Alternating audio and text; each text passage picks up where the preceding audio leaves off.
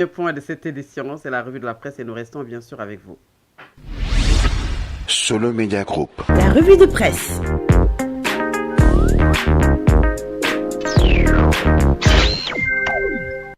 Bonjour, les quotidiens convergent sur la réforme du code pénal. L'Assemblée nationale a adopté la modification de l'article 319 ce mercredi. Sur les 165 députés inscrits, 138 ont pris part au vote hier mercredi, dont 23 par procuration. Le texte a été approuvé par 135 voix favorables, aucune voix contre et 3 abstentions enregistrées. Les députés Thierno Alassane Sall, Abdou Mbow et Thérèse Faye Diouf ont choisi de s'abstenir. La séance s'est déroulée en présence du ministre de l'Intérieur de la Sécurité publique, Maître Mohamedou Bamba Cissé, représentant la ministre de la Justice. L'Assemblée adopte donc la modification de l'article 319 du Code pénal sénégalais en forme sur le quotidien. Acte contre nature, texte majoritairement adopté à l'Assemblée nationale. Les députés durcissent la loi. Renchérie Sud Quotidien. Là où Point Actu parle de répression de l'homosexualité au Sénégal, les députés doublent les peines. Les relations homosexuelles sont passibles de 5 ans à 10 ans de prison au Sénégal. Abdou Mbow, les porteurs de projets de loi et ceux qui l'ont voté sont les parents des homosexuels. Thierno Alassane Sall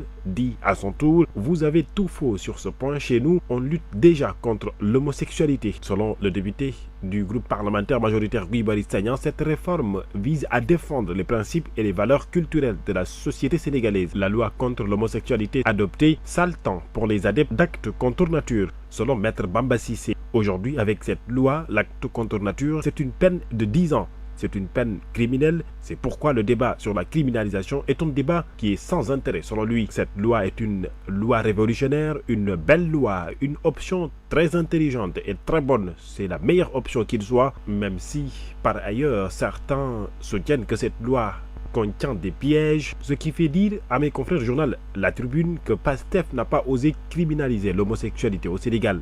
Les députés ont simplement doublé les peines, affiche Rewmi Quotidien. La modification de cet article 319 du code pénal a été portée par une majorité unie autour de son premier ministre Ousmane Sonko. À l'inverse, l'opposition a exprimé ses réserves et critiques, dénonçant certaines dispositions jugées controversées et appelant à un débat plus approfondi sur la portée sociale de cette réforme. La majorité soutient Sonko, l'opposition critique la réforme, affiche Yoor. Pour enquête, la majorité a adoubé Ousmane Sonko et chargé Bassirou Diomaye Faye. Selon Walf Quotidien, Ousmane Sonko était l'absent le plus présent hier à l'Assemblée lors de cette séance plénière. En ce temps, Libération informe que 82 mandats de dépôt ont été décernés depuis février 2026 pour association de malfaiteurs, actes contre nature et pratiques sordides connexes. Parlant de l'affaire Pape Cheikh Diallo et compagnie, les Échos parlent de la demande d'extradition du fondateur du groupe Avenir Communication. Les avocats de Madiambal Diagne ont fait leur déclaration de pourvoi.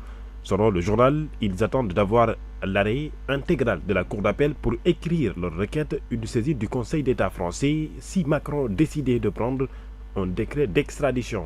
Maître François Bengrat, un des avocats du Sié Diagne, s'est entretenu avec mes confrères du journal Le Quotidien. Selon lui, la matière judiciaire supporte peu l'équivoque parce que le fait d'être partiellement favorable révèle les carences de la procédure.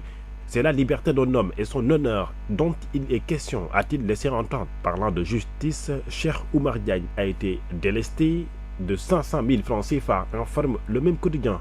Il a été jugé pour diffusion de fausses nouvelles. En revanche, il a recouvré sa liberté. Cheikh Oumar Diagne libre, affiche l'Indépendant. Imam Al-Amin Dramé en prison.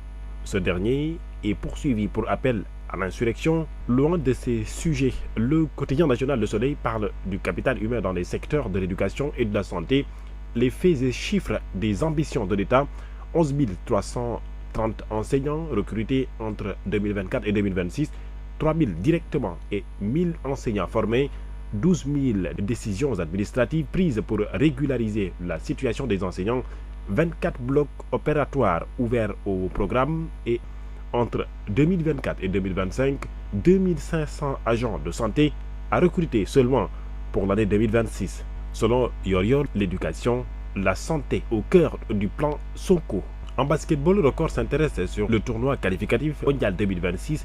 Les Lions à la relance face à l'Espagne après une lourde défaite face aux États-Unis hier. En football, la Coupe du Sénégal, 8e de finale, Dakar Sacré-Cœur face à Casa Sport ce jeudi.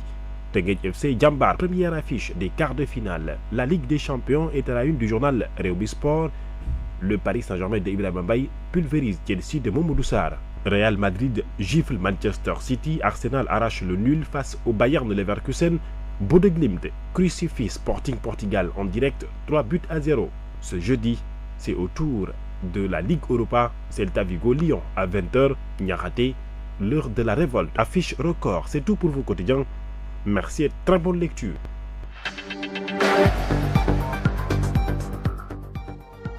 Merci beaucoup Al-Amin Senghor. C'est cette revue de la presse qui met en terme à ce journal. Je vous rappelle les titres. L'Assemblée nationale a adopté la loi visant à alourdir les peines et les amendes contre les actes contre nature, dont le code pénal. Andesam Djikoyi a exprimé sa satisfaction après l'adoption par l'Assemblée nationale du projet de loi numéro 5/2026 modifiant l'article 319 du code pénal. Il s'est dit être fier des députés qui ont voté cette loi. En ce moment, 23 députés dirigés par Aïssata Tall Sall ont déposé un recours en inconstitutionnalité contre la loi numéro 7/2026 portant création et organisation du Conseil national de régulation des médias et recrutement dans les secteurs de la santé et de l'éducation.